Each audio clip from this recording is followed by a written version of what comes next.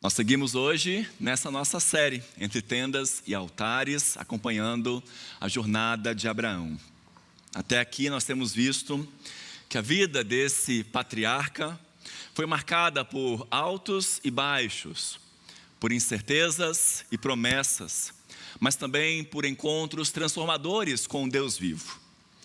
E o texto que nós vamos meditar hoje é talvez um dos mais conhecidos dessa história, o momento em que Deus muda o nome de Abrão. Vamos ler juntos? Gênesis capítulo 17, versículos 1 a 8. O texto vai passar para você aqui na tela.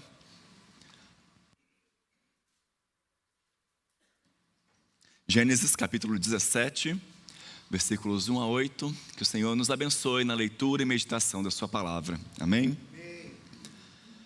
Quando atingiu Abrão a idade de 99 anos, apareceu-lhe o Senhor e disse-lhe: Eu sou o Deus Todo-Poderoso.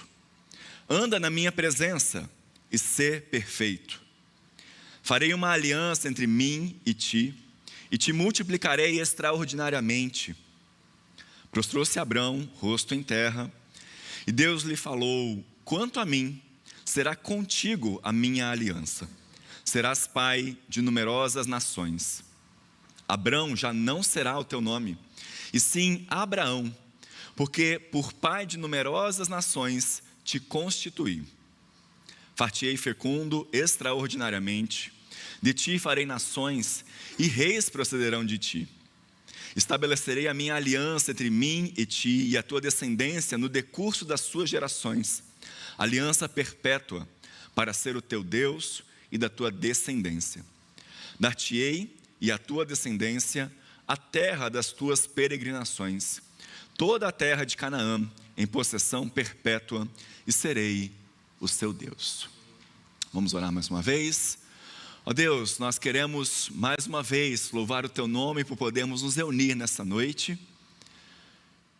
E te rogamos agora, Senhor, que da mesma maneira como nós abrimos a tua palavra e a lemos, que o Senhor abra o nosso coração, leia-o e fale a nós nessa noite aquilo que nós precisamos ouvir da parte do Senhor. Assim oramos em nome de Jesus. Amém.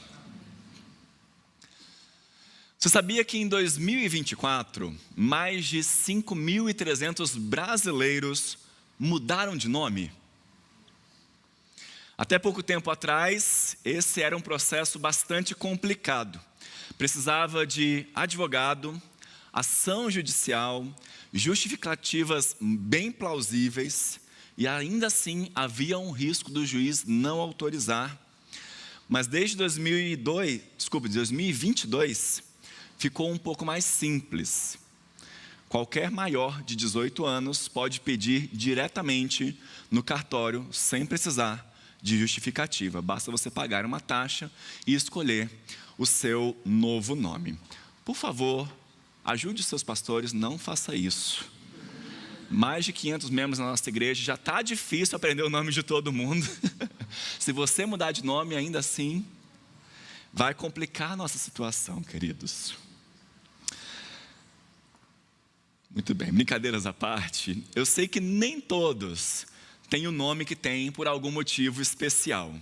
Muitos de nós fomos registrados simplesmente porque os nossos pais achavam o nosso nome bonito, ou porque era um nome comum, popular naquela época, passava na novela, tinha algum personagem. Já tem algumas pessoas que receberam um nome, carregam um nome com grande significado.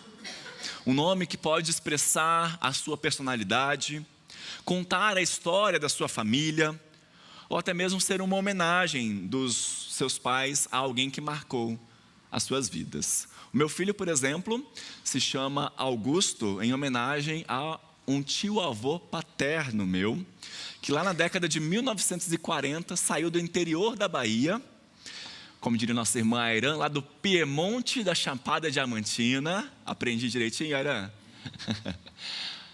Saiu então do interior da Bahia e foi para o Espírito Santo em busca de melhores condições de vida. Depois ele retornou à Bahia e convenceu seus irmãos a se mudarem para o Espírito Santo também. E por causa dessa ação dele, ele transformou a história da família, que passava muita dificuldade, e pôde então se desenvolver, pôde prosperar ali na cidade de Linhares, no Espírito Santo. Como homenagem a ele, então nós colocamos o nome do meu filho de Augusto. Então, queridos, quando nós ouvimos o nome de alguém, nós não estamos apenas lidando com uma combinação de letras, mas com uma identidade, com uma história inteira na vida daquela pessoa. E então surge a pergunta: por que alguém mudaria de nome? Em geral, é porque aquela pessoa deseja virar a página, deseja começar de novo, deixar para trás uma marca dolorosa ou assumir uma nova identidade. Na história de hoje, nós também temos uma mudança de nome, mas não foi uma escolha pessoal, nem uma decisão de cartório. Foi o próprio Deus que mudou o nome de Abrão para Abraão. E junto com esse novo nome, Deus lhe deu uma nova história, uma nova identidade e um novo futuro. Não vai ser o nosso foco hoje, mas eu quero que você note uma coisa muito importante aqui. O capítulo 16, que o pastor Rodrigo pregou hoje pela manhã, termina falando que Abrão tinha 86 anos quando Ismael nasceu. E no primeiro versículo do capítulo 17, nós vemos que Abraão está então com 99 anos. Ou seja, há aqui um intervalo de 13 anos em branco na narrativa bíblica. A gente não sabe o que aconteceu com Abraão, se ele continuou peregrinando, se ele parou, se estabeleceu, o que é que ele fez nesses 13 anos. Mas a importância desse silêncio, desse gap, na história, parece estar justamente na delonga da promessa se realizar. Vejam, é para que nós, leitores, possamos entender o seguinte: a semente prometida por Deus ainda não havia chegado. Mas aqui vai um spoiler. Se Abraão está com 99 anos aqui, falta um ano para Isaac nascer, para que Abraão finalmente tivesse um filho seu e de Sara oficialmente, Mesmo assim, se você fizer as contas, já se passaram mais de 25 anos desde que Deus fez a sua primeira promessa a Abraão lá em Gênesis capítulo 12. Para pensar aí. Agora que Ismael já tinha 13 anos, talvez Abraão nem esperava mais ver o cumprimento daquela promessa. Você esperaria?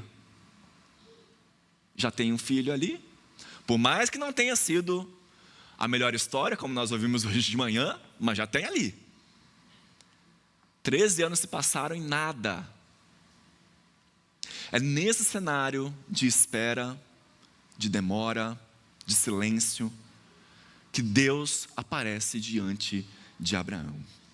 E antes de nós falarmos sobre o novo nome de Abrão, repare que o primeiro versículo destaca o nome do Deus de Abrão. Quando Abrão atingiu a idade de 99 anos, apareceu-lhe o Senhor e disse-lhe: eu sou o Deus Todo-Poderoso. Em hebraico, El Shaddai. Essa é a primeira vez que essa expressão aparece na Bíblia, o Deus Todo-Poderoso. Sempre que ela aparecer, se você quiser anotar aí, é em hebraico El Shaddai. El significa Deus, Shaddai, Todo-Poderoso. Nossa Bíblia é muito boa em sua tradução. É o Deus que tem o poder absoluto, o Deus suficiente, capaz de cumprir tudo o que promete, mesmo quando as coisas parecem humanamente impossíveis. Esse nome vai aparecer em outros momentos da Escritura. Por exemplo, em Gênesis 28, em Gênesis 35 também, quando Deus confirma as suas promessas a Jacó. Esse é o nome de Deus que mais é usado no livro de Jó, por exemplo, para mostrar que Ele é o Deus que governa toda a história, mesmo em meio ao sofrimento. Agora, eu quero que você note também que quando nós olhamos para toda a jornada de Abraão, desde Gênesis 12 até Gênesis 25, nós veremos que Deus a cada momento vai se revelando com nomes diferentes. Cada nome mostrando um aspecto diferente de quem Ele é, do seu caráter. Em Gênesis 12, Ele é o Deus que abençoa, aquele que chama Abraão e promete fazer dele uma grande bênção para todas as famílias da terra. Em Gênesis 14, Ele é o El Elyon, o Deus Altíssimo, aquele que governa sobre os céus e a terra, revelado ali pela palavra de Melquisedeque.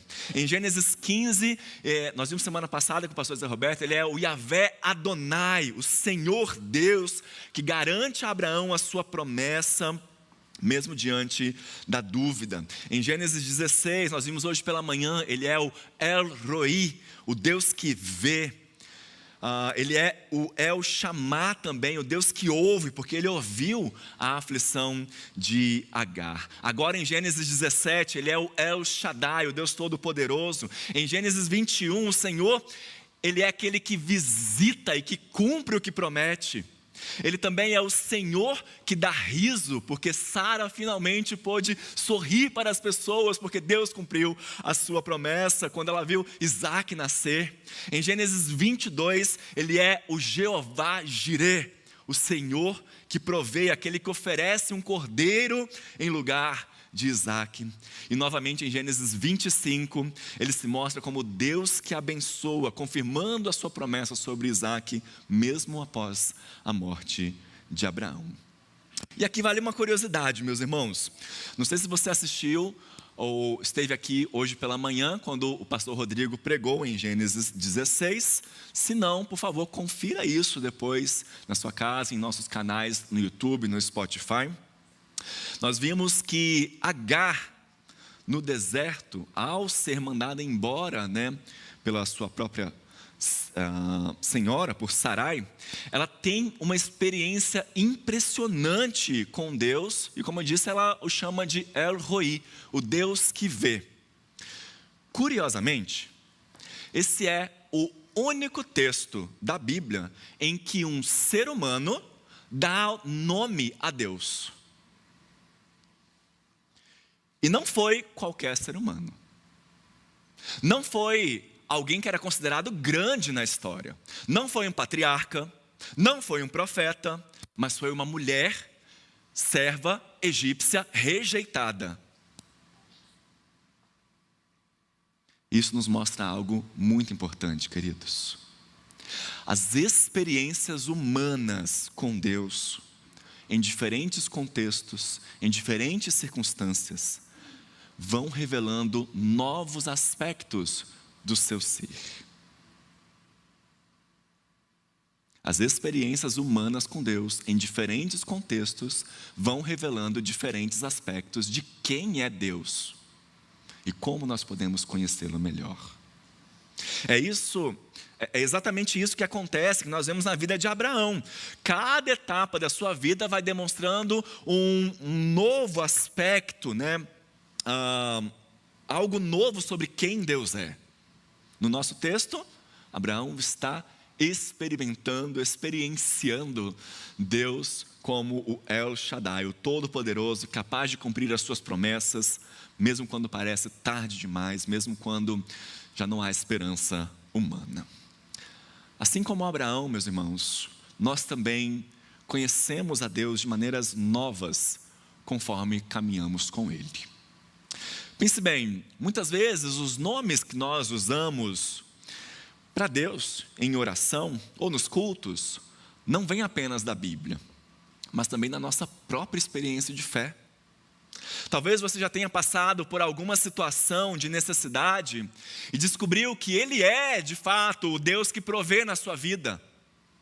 Talvez, no meio da dor, você tenha percebido que Ele é o Deus que te consola de maneira efetiva, como ninguém conseguiu te consolar. Ou no silêncio de uma luta que pareceu interminável, Ele se revela como o Deus que te vê, o Deus que te ouve, o Deus que não te esquece. Em tempos de fraqueza, muitos de nós aprendemos que Ele é o Deus Todo-Poderoso, que nos sustenta mesmo quando as nossas forças estão esgotadas. Essa é a beleza da nossa caminhada com Deus. Cada nova fase, cada fase da nossa vida, cada desafio, cada alegria pode ser uma oportunidade de descobrirmos um novo nome para o Senhor. Não porque o caráter dele mudou, mas porque ele se mostra a nós de maneiras diferentes, de maneiras novas.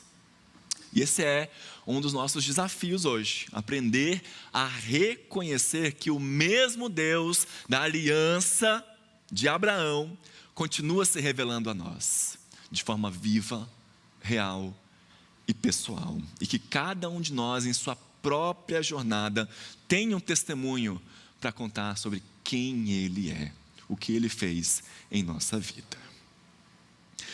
Em segundo lugar, além de se apresentar como El Shaddai, o Deus Todo-Poderoso, o Senhor também faz um chamado a Abrão.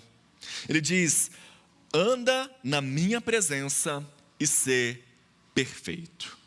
Olha só que precioso, porque Deus não apenas revela o seu poder para cumprir as suas promessas, mas Ele também convida Abrão a uma vida de intimidade, de compromisso. Andar na presença de Deus não é apenas obedecer os seus mandamentos de uma forma externa. É viver cada passo, cada escolha, cada relação diante do olhar amoroso de Deus, diante do olhar atento de Deus. É perceber que na nossa vida, na verdade, não existem compartimentos. Não existe uma área secular e uma área espiritual. Não existe você aqui dentro da igreja e você lá fora. Porque você é você, integralmente. Andar na presença de Deus significa derrubar essas divisões. Reconhecer que Ele está igualmente presente na hora de prepararmos um relatório, de cuidarmos dos nossos filhos, de conversar com as pessoas, de estudar, de descansar ou de tomar uma decisão difícil. Cada passo é tomado diante do Senhor. O teólogo Klaus Westermann expressa bem isso quando ele comenta esse texto dizendo: Deus ordena a Abraão a viver a sua vida diante dele de uma forma tal que cada passo seu seja dado com referência a Deus e cada dia o experimente bem junto a si. Em outras palavras, viver na presença de Deus é ajustar o seu coração para reconhecer que Ele está perto, para deixar que essa certeza molde os seus valores, molde os seus princípios, molde as suas prioridades, as suas escolhas, as suas decisões e os seus relacionamentos. Já o chamado para ser perfeito aponta para a integridade. Não significa nunca errar, não significa ser impecável, mas viver uma vida sem duplicidade, sem reservas escondidas, sem máscaras. Ser íntegro é entregar a Deus o coração sem fragmentações. É buscar uma vida verdadeira e transparente diante dEle, permitindo que Ele molde todas as áreas do nosso ser. E vejam, queridos, é muito significativo a gente lembrar que até aqui em Gênesis, somente 2 pessoas foram chamadas de pessoas que andaram com Deus: Enoque e Noé. Agora, Abrão é convidado a trilhar esse mesmo caminho, inaugurando uma jornada que vai ecoar até nós hoje. Porque esse chamado de Deus, ele é nosso. Viver com inteireza diante de Deus, consciente da sua presença a cada momento. Como eu disse, a integridade que Deus pede de nós não é uma vida sem falhas, mas é um coração inteiramente dele. Talvez você esteja vivendo a tentação de apresentar às pessoas uma vida dupla. Um eu diante de quem você convive e um outro eu quando ninguém está olhando. O convite de Deus é para que você seja o mesmo em todos os lugares, com todas as pessoas, por saber que está diante dele. Isso pode ser libertador para nós, meus irmãos. Porque viver diante de Deus não é viver com medo de ser pego em erro, mas é viver uma alegria de saber que Ele está sempre próximo de nós. É a consciência de sabermos que nós não estamos sozinhos em nosso escritório, na escola, no trânsito ou em casa com as nossas responsabilidades. É lembrar em cada passo, o Senhor está aqui comigo. Assim como Abraão, você é chamado a andar diante de Deus com o coração inteiro e a experimentar a paz e a coragem que só essa consciência pode te trazer. Em terceiro lugar, nós chegamos ao âmago aqui do nosso texto, a algo profundamente belo.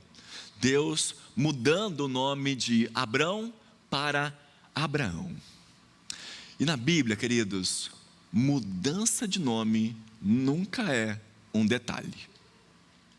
O nome, naquela cultura, não era apenas uma etiqueta ou uma maneira prática de você diferenciar uma pessoa da outra.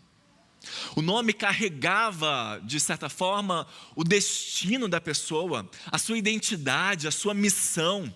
Era uma espécie de um resumo da vida dela.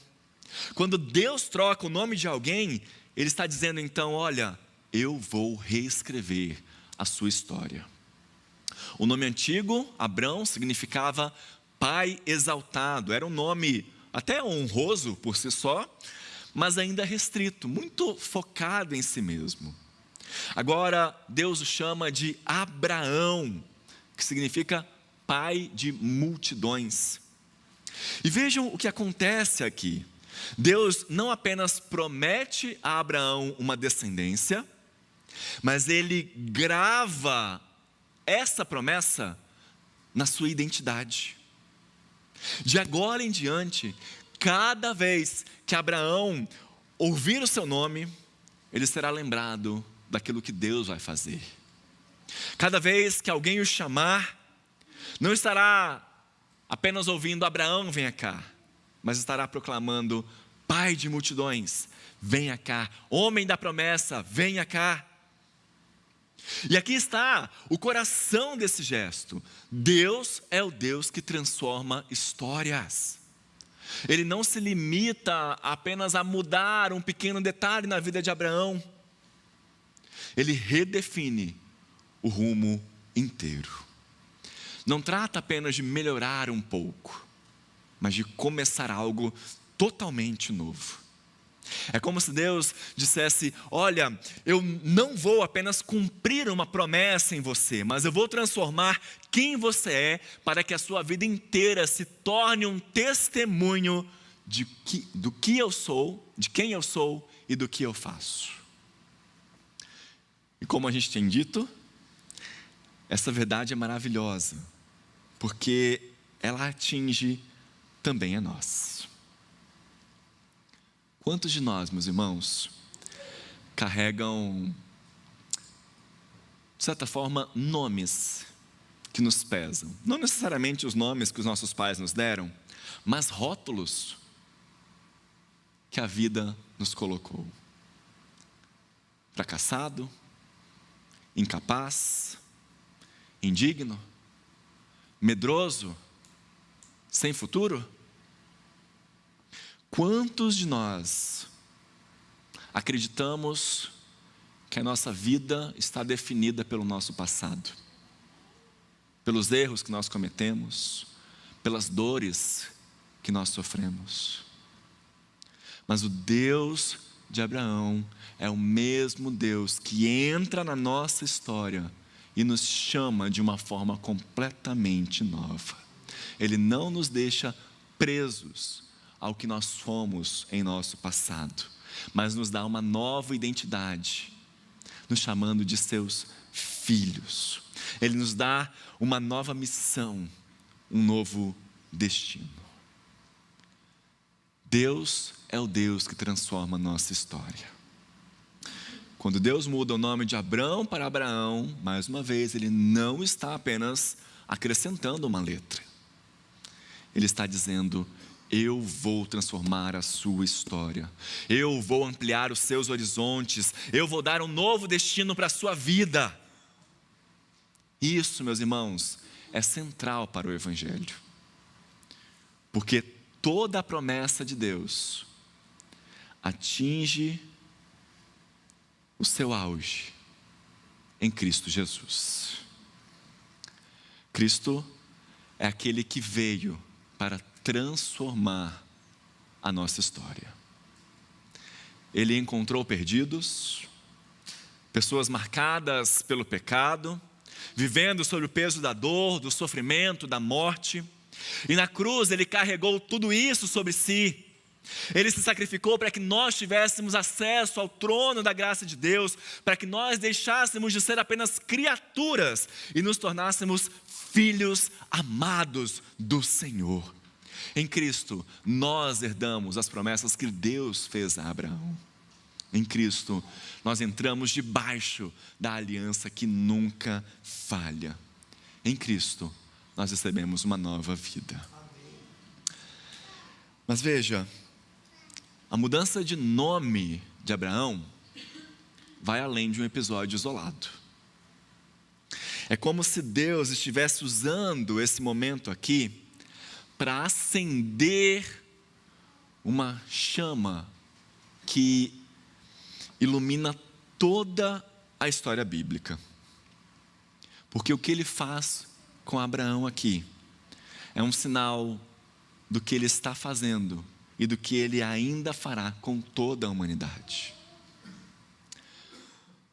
Desde que Deus chama Abraão, meus queridos, inicia o seu plano de redenção na história, mas principalmente, talvez de maneira mais efetiva ainda, quando Deus envia Jesus Cristo para morrer em nosso lugar,